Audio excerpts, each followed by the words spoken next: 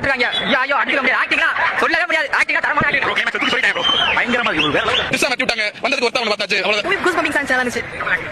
எப்பவுமே awesome தான். படம் விட்டு கிழியுமா வேற லெவல்ல சூப்பரா இருந்துச்சு. என்ன சொல்ல சொல்ல. அது கமல் சார் மாதிரி தெரியல. மறுபடியும் மனுஷன் மட்டும் நினைச்ச மாதிரி ரொம்ப அற்புதமா இருக்கு. எதிர்பார்த்த அளவுக்கு அதிகமான நினைச்சேன். அதாச்சு படம் மாசே. படம் அல்டிமேட் தான். நான் கிளைமாக்ஸ் அடுத்து போறேன் அப்படி. நீங்க பாத்து மணிரத்னம் சார் டாக்ஸ் பண்ணலாம். Jayaram sir Vijay general acting பண்ணாங்க. நிறைய ட்விஸ்ட் வச்சிருந்தாங்க. பட் படம் ஓரளவுக்கு கிளைமாக்ஸ் வந்து சூப்பரா இருந்துச்சு.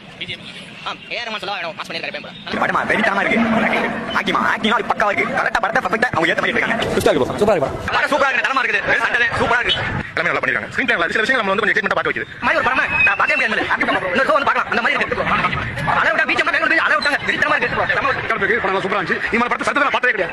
சூப்பரா பாத்துருங்க ப்ரோ, செம்ம படம். சிம்பு சாரோட வாக்கிங் வந்து ரொம்ப நல்லா இருந்தது. சோ அந்த ஆண்டவர் ஹைப் வேற. படம் சூப்பரா இருக்கு. எல்லாருமே ஈக்குவல் கேரக்டர் கொடுத்திருக்காங்க. நான் ஐ கெஸ் இது வரைக்கும் வந்ததே ஒரு one of the best Tamil ஃபிலிமா நான் நினைக்கிறேன். சூப்பர்.